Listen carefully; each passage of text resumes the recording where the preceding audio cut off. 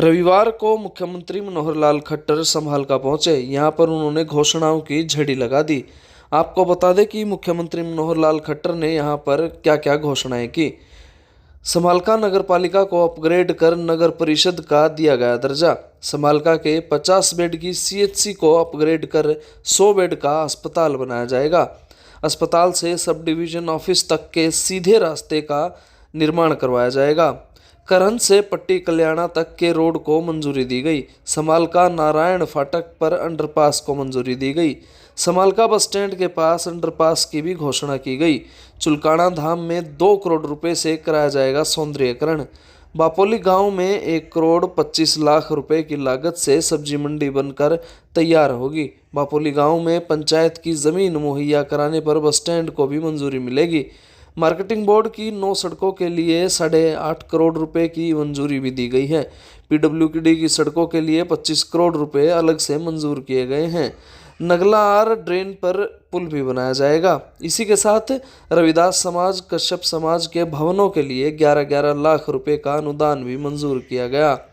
अग्रवाल समाज को 2012 में मिली अस्पताल के लिए 2 एकड़ जमीन का भी समाधान करवाया जाएगा। जनसंवाद कार्यक्रम के तहत समालका नहीं आसके लेकिन जन आशीर्वाद तक यहाँ पर जरूर आएंगे। पिछली सरकारों के दोगुने काम खर्च में किए गए हैं। समालका में अभी तक 57 घोषणाएं की गई, जिनमें से 42 पूरी हो चुकी हैं। 1 महीने में भाखड़ा का स्टेडियम खेल विभाग को हैंडओवर किया जाएगा। गन्नौर में भी 500 एकड़ में 5600 करोड़ की लागत से फल सब्जी मंडी तैयार की जा रही है, जिसका फायदा समालका व आसपास के सभी क्षेत्रों को होगा। नई दिल्ली से दिल्ली के सराय काले खां से पानीपत तक आरआरटीसी परियोजना के पैसे जमा करवा दिए गए हैं। जल्द ही योजना का टेंडर होकर कार्य शुरू हो जाएगा।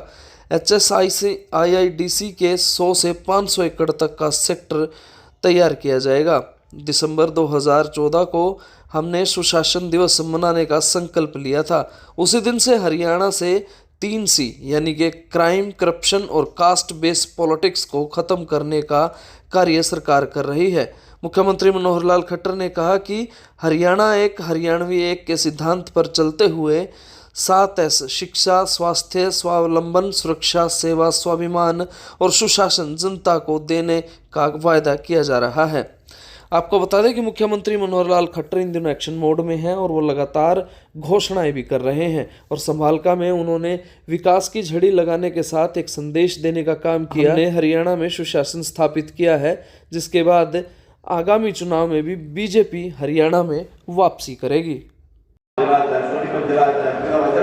दिल्ली के आसपास बहुत बड़ी समस्याएं थी और उसमें आप पानीपत को कभी पीछे हुए नहीं थे, इसलिए क्राइम को हमने खत्म किया। कहते रहोगे पोर्टल खत्म कर देंगे, जनता को इसका पोर्टल का इतना लाभ है कि जनता के मन में आक्रोश आएगा। जनता को आप पोर्टल खत्म करेंगे, जनता आपको खत्म कर देगी, ये मेरा विश्वास है।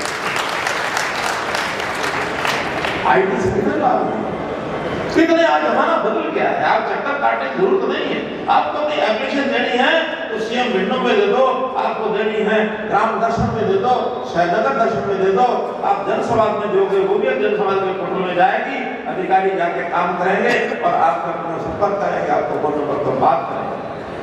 तो संजय चौकर जी कह रहे हैं लोगों को भीड़ क्यों लगानी, लाइन क्यों लगानी है।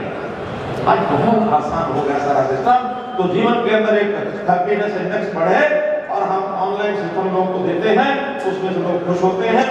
इसी प्रकार से हमने सेवा के काम अनाज मंडी के प्रांगण में इतनी बड़ी विशाल रैली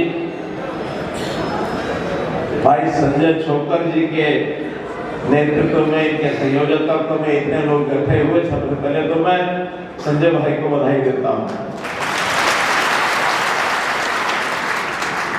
हमारे बीच में